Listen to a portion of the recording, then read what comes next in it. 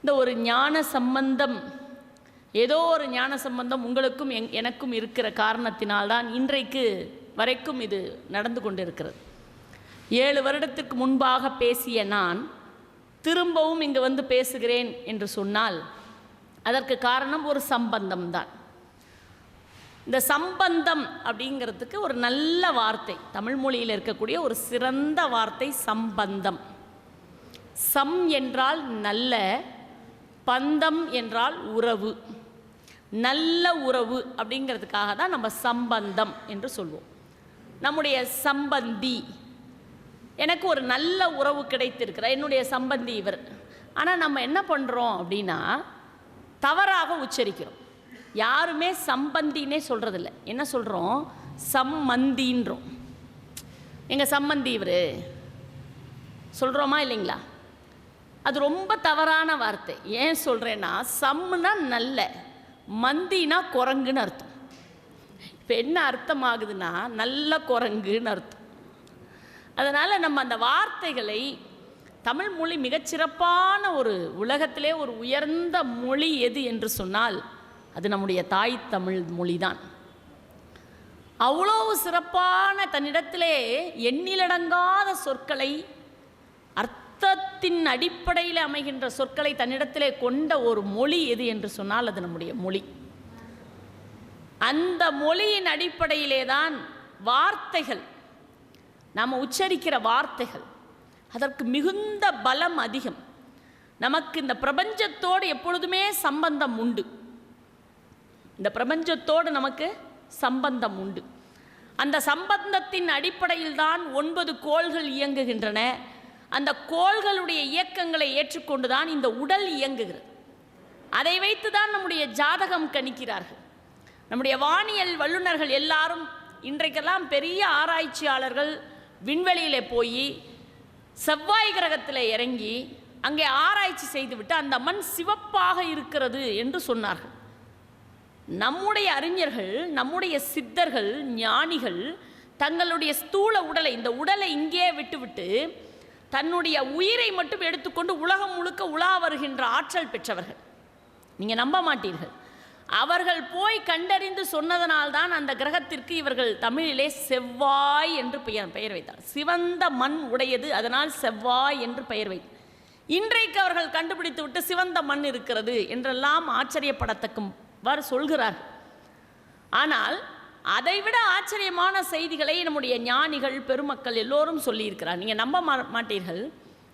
போகர் அவர் விண்வெளியிலே உலவி சென்று அவர் கண்டுபிடித்த இடம்தான் பழனிமலை.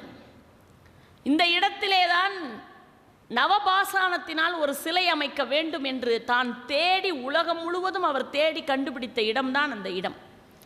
அந்த இடத்துல தான் அவர் நவபாசானம், பாஷானம் என்றால் விஷம் என்று பொருள், நவம் என்றால் 9 வகையான விஷங்களை ஒன்றாக சேர்த்து உருவாக்கப்பட்ட சிலை தான் அது. ஆனால் அது என்னன்னா, விஷமே மருந்தாகும். எப்பொழுது மருந்தாகும் என்று சொன்னால், அது சரியான அளவிலே நம் உடலிலே கலக்கிற போது அந்த மருந்தாக மாற்றுவதற்குரிய வழியைத்தான் அவர் என்ன சொன்னார், பஞ்சாமிர்த அபிஷேகம் செய்கிற போது, அந்த நவபாஷான சிலைக்கு பஞ்சாமிர்த அபிஷேகம் செய்கிற போது அந்த பஞ்சாமிர்தம் மேலே இருந்து முருகப்பெருமானுடைய உடல் முழுவதும் சென்று கீழே வருகிற போது அது அதற்குரிய ஒரு குறுகிய அளவை எடுத்துக்கொண்டு வரும். அந்த குறுகிய அளவு உணவை நாம் உண்ணுகிற போது, அந்த பஞ்சாமிர்த பிரசாதத்தை நாம் சாப்பிடுகிற போது உடலில் உள்ள அத்துணை நோய்களும் நீங்கும் என்பதற்காக அதை உருவாக்கினார். ஆனால் அந்த மகிமை எல்லாம் நமக்கு தெரியாமலே போனது. அதனுடைய அருமை பெருமைகள் எல்லாம் நமக்கு தெரியும். நம்முடைய சித்தர்களை, நம்முடைய ஞானிகளை நாம் அறிந்து கொள்ளாமலே போனோம். அதனால் நல்ல சம்பந்தத்தோடு இந்த விழா ஆரம்பித்திருக்கிறது. எனவே அந்த உறவு என்றென்றைக்கும் தொடர வேண்டும் என்று எல்லாம் வல்ல இறைவனை வணங்கி, திருஞான சம்பந்தர் 7ஆம் நூற்றாண்டு, அவர் வாழ்ந்த நூற்றாண்டு என்னென்றால் கிட்டத்தட்ட 1300 ஆண்டுகளுக்கு முன்பாக என்று ஆராய்ச்சியாளர்கள் சொல்கிறார்கள். 7ஆம் நூற்றாண்டிலே சிவபாத இருதயர் பகவதி அம்மையார், சீர்காழி திருப்பதி, அந்த சீர்காழி திருப்பதி என்ன, அந்த இடம் எப்படிப்பட்ட இடம் என்று சொன்னால், அந்த ஊருக்கு பிரம்மபுரம் என்று ஒரு பெயர், தோணிபுரம் என்று ஒரு பெயர், உள்ளே இருக்கிறவருக்கு தோணியப்பர் என்று பெயர். அது என்ன தோணியப்பர் என்று சொன்னால், ஊழி காலத்தில் உலகம் முழுவதும் அழிந்த போது கூட அந்த சீர்காழி திருப்பதி அழியவில்லையாம். அந்த கோவில் கப்பல் போல மிதந்ததாம், தோணி போல மிதந்ததாம். அதனால் அதற்கு தோணிபுரம் என்று பெயர், தோணியப்பர் என்று பெயர். அந்த திருப்பதியிலே, அந்த இடத்திலே சிவபாத இருதயரும் இந்த பகவதி அம்மையாரும் தவம் இருந்தார்கள். இந்த குழந்தை பெறுவது என்பதற்கு பாருங்க, அது உயர்ந்த ஒரு, அதாவது இன்னொரு உயிரை உருவாக்குகின்ற ஆற்றலை ஆண்டவன் மனிதனுக்கே கொடுத்திருக்கிறான். அவரே வச்சுக்கல அந்த ஆற்றலை, அதுவும் ஒரு தாயிடத்திலே கொடுத்திருக்கிறான். தந்தை தவம் இருக்கிற காரணத்தினால், தவம் இருந்து தருகின்ற காரணத்தினால் தான் அவருக்கு பெயர் தந்தை. தந்தவர், எதை தந்தவர்? தவம் இருந்து தன்னையே தந்தவர், அதனால்தான் அவருக்கு தந்தை என்று பெயர். தாங்கியவள், அவர் தந்ததை தாங்கியவள், அதனால் அவருக்கு தாய் என்று பெயர். நம்முடைய மொழி எவ்வளோ அழகானது என்று சிந்தித்து பாருங்கள். அப்படி இந்த சிவபாத இருதயரும் பகவதி அம்மையரும் தவம் இருந்தார்கள். நம்மளாம் இன்னைக்கு வயிற்றில் இருக்கிற குழந்தை, அந்த குழந்தை எப்பேற்பட்ட விஷயங்களை, கருவிலே திருவுடையவர்கள் என்று சொல்வார். அந்த கருவிலேயே அந்த குழந்தை நல்ல செய்திகளை கேட்க வேண்டும் என்பதற்காகத்தான் நம் பெரியவர்கள் சொன்னார்கள், சுந்தரகாண்டம் படி, கர்ப்பிணியாக இருக்கும்போது சுந்தரகாண்டம் படியுங்கள். கர்ப்பிணியாக இருக்கிற போது அந்த பெண்ணுக்கு நாம் எதையெல்லாம் சொல்லிக் கொடுக்கிறோம், அந்த பெண் எதையெல்லாம் நினைக்கிறாளோ அதுவாகவே அந்த குழந்தை பிறக்கும், அதுவாகவே பிறக்கும். அதில் எந்த மாற்று கருத்துக்கும் இடமே இல்லை. அபிமன்யு வயிற்றுக்குள்ளே இருக்கிற போது சக்கரவியூகத்தை பற்றி பேசினான் அர்ஜுனன். அந்த குழந்தை சக்கரவியூகத்தை பற்றி அறிந்து கொண்டு பிறந்தான்.